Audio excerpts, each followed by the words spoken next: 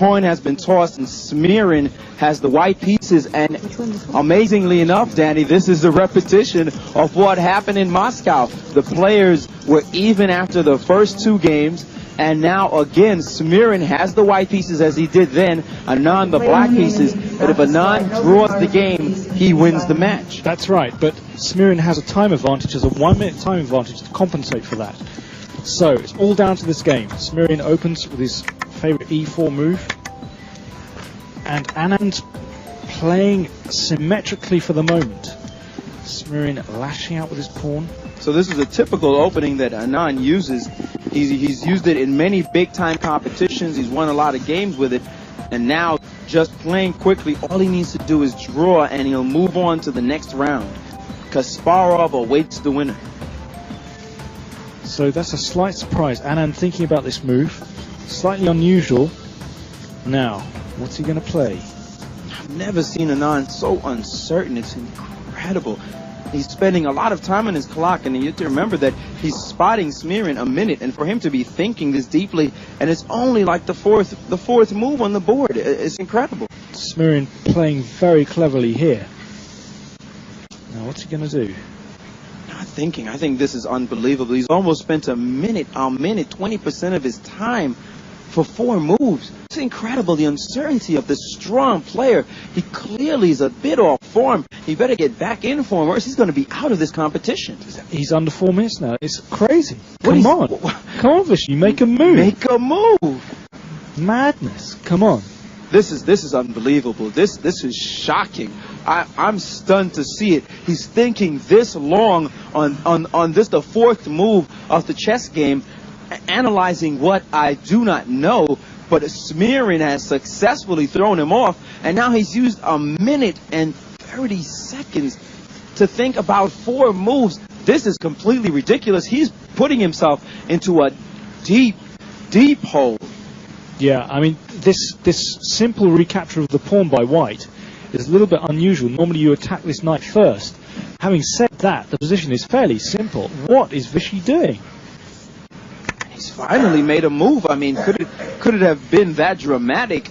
I do not know what he was thinking about, but it's certainly surprising. He spent all that time and finally he's chased the knight. Although he's renowned to be an incredible speed player, we've seen him uncertain in this match. He needs to get his form back, and he's lost a lot of time in the clock, and he needs to start whipping out some moves. And finally, he's pushed his pawn up, and now he's beginning to play a little bit quicker. The bishop attacking, and now his knight has come out into the game, and now he's speeding up. The king is castled. So this is a fairly well-known position, but Anand has used almost 2 minutes to get there. I just don't know what he was doing. So he's played this way before. This is a known theoretical position. So Anand knows it very well, but he's moving. He's used a lot of time on his clock. He's used a lot of time, and now he's under 3 minutes, and Smirin has not even used 1 minute. He's not even used 60 seconds on his clock. Anand already used about 2 minutes 15 seconds. So the time could be a crucial factor here.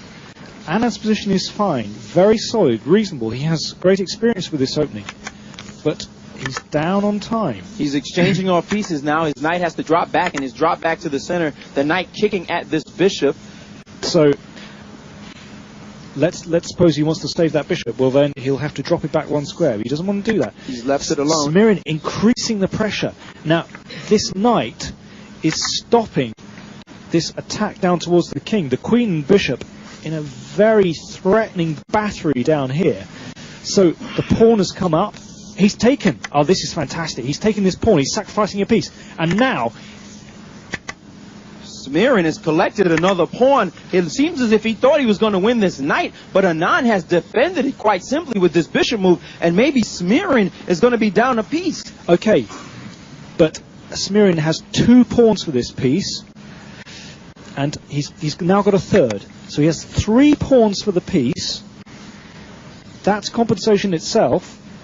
I can't help but think, though, that Anand up a piece is a lot more confident. He's starting to move like his old self. He's gotten the challenge, and he's going to try to meet it, moving much quicker, moving his king now up that dangerous, deadly diagonal, He's put it in the corner, hiding it, and he has a piece. But as you said, Danny, 3 pawns for it is what White has. Yeah, but I mean, I would prefer White's position here, definitely. And at least Anand has something to go for now. It's fairly clear where his chances lie.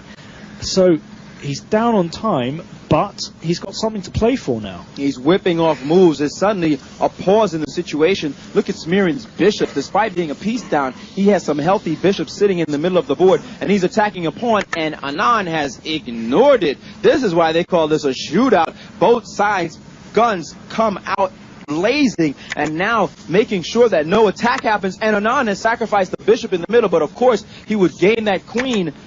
And he sacrificed his rook for the bishop, and now he's attacking. He's attacking a rook and a queen. This is fantastic battle going on here. So the reason he's done that is to trade off pieces. There you go. He's just trading more pieces off the board. And it seems he's about to win not just 1 pawn, but 2. He's ripping a rook. No, in fact, he's only going to win 1 pawn, and he's up a piece. And Danny, this is like a quick turnaround, and Anand is just up a piece. Okay, he's up a piece, but he's taken a pawn. Fantastic. And he sacrificed his queen. Unbelievable sacrifice. Anand showing his form. So, at the start of this, Smirin had 3 pawns for the piece. Now he's only got 1. Vishy has a clearly winning position here. The only problem is time. He has about 1.5 minutes to try and win this game. Smirin has over 3 minutes. And look at Anand display his skill, his accuracy, and his moves, moving quickly, showing just why they consider him so fast and so rich a speed player. He's just moving quickly now. He's at a big disadvantage on the clock, but he's got an extra piece. But this is not over yet. This game is not over. Anand has only 1.5 minutes to try and win this game. Oh, but look at that position. The pieces. Oh, and he thumped that rook down with authority. And bam, he's ripped off all the extra pawns. He's just got a pass pawn. And look at him make a minute look like a year. He's ripped another pawn off the board. Anand seemingly coming